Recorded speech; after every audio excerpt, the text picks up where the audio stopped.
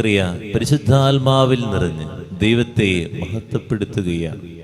ദൈവത്തെ മഹത്വപ്പെടുത്തുന്നു, ദൈവത്തെ നന്ദി പറയുകയാണ്. ദൈവത്തോട് ദൈവം തന്ന അനുഗ്രഹങ്ങൾക്ക് നന്ദി പറയുകയാണ്. നന്ദി പറയുന്ന ഒരു അപ്പൻ നമ്മുടെ കുടുംബത്തിലുണ്ടാകണം എന്നുള്ളതാണ് നമ്മൾ മനസ്സിലാക്കുന്നത്. ഓരോ ദിവസവും കുടുംബത്തിന് വേണ്ടി കുടുംബ പ്രാർത്ഥനയുടെ സമയത്ത് കുടുംബത്തെ ചേർത്ത് നിർത്തി ദൈവത്തെ മഹത്വപ്പെടുത്തുന്ന ഒരു അപ്പൻ എൻ്റെ കുടുംബത്തിലുണ്ടോ എന്ന് നമ്മൾ ചിന്തിക്കാം. അങ്ങനെ ഒരു അപ്പനായിട്ട് മാറാൻ എനിക്ക് പറ്റണം.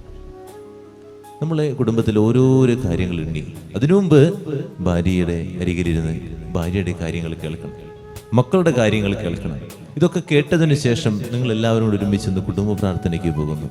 പരിശുദ്ധാത്മാവിൻ നിറഞ്ഞ് ആ കുടുംബത്തിൻ്റെ ഓരോരോ കാര്യങ്ങൾ പറഞ്ഞ് ഇന്നെൻ്റെ കുടുംബത്തിലെ എൻ്റെ ഭാര്യയ്ക്ക് നൽകിയ അനുഗ്രഹത്തിന്, എൻ്റെ മക്കൾക്ക് നൽകിയ അനുഗ്രഹത്തിന്, എൻ്റെ ഓരോ കുടുംബത്തെ പരിപാലിച്ചതിന് നന്ദി പറയുന്ന ഒരു കുടുംബനാഥനുണ്ടാവുക. സക്കറിയ അതാണ് ചെയ്തത്. സക്കറിയെ പോലെ നല്ല അപ്പന്മാര്, പരിശുദ്ധാത്മാവിൽ നിറഞ്ഞ് ദൈവത്തെ മഹത്വപ്പെടുത്തുന്ന അപ്പന്മാരുണ്ടാകട്ടെ. കുടുംബ പ്രാർത്ഥന സമയത്ത് അത് ഓടിച്ചങ്ങോട്ട് തീർക്കാൻ നമ്മൾ പലപ്പോഴും ശ്രമിക്കാറുണ്ട്. അപ്പോൾ കുടുംബ പ്രാർത്ഥനയിൽ ചെയ്യേണ്ട ഏറ്റവും പ്രധാനപ്പെട്ട കാര്യം നന്ദി പറയലാണ്. അന്നേ ദിവസം എൻ്റെ കുടുംബത്തിന് നൽകിയ കുറേയേറെ കാര്യങ്ങളുണ്ട്. അത് ഓർത്തോർത്ത് നന്ദി പറഞ്ഞു നോക്കി, ആ കുടുംബം ഏറ്റവും സന്തോഷമായിട്ട് മാറും. ഒരാൾ മാത്രം അറിയുന്നൊരു കാര്യമല്ല, എല്ലാവരും കൂടിയും ചേർന്ന് കുടുംബത്തിൻ്റെ മുമ്പിലിരുന്ന് നന്ദി പറഞ്ഞു നോക്കി.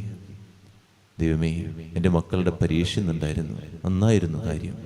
ഭർത്താവ് കുറേ യാത്ര ചെയ്ത് കഴിഞ്ഞു വന്ന അപകടങ്ങളില്ലാതെ യാത്ര ചെയ്ത് ഇവിടെ എത്താൻ സാധിച്ചു, നിനക്ക് ഞാൻ നന്ദി പറയുന്നു. അങ്ങനെ പറയാൻ പറ്റണമെങ്കിൽ പരിശുദ്ധാത്മ നമ്മിൽ നിറയണം. നമ്മൾ എപ്പോഴും പെട്ടെന്ന് അങ്ങോട്ട് തീർക്കുക ഈ പ്രാർത്ഥനകളൊക്കെ. അതിനു വേണ്ടിയാണ് നമ്മൾ ഓടിക്കൊണ്ടിരിക്കുന്നത്. ഒരു മിനിറ്റ് കൂടിക്കഴിഞ്ഞാൽ അപ്പോഴേക്കും നമുക്ക് ടെൻഷനാണ്. അപ്പോൾ നന്ദി പറയുന്ന പരിശുദ്ധാത്മ നിറഞ്ഞ ഒരു അപ്പൻ എൻ്റെ കുടുംബത്തിലുണ്ട്.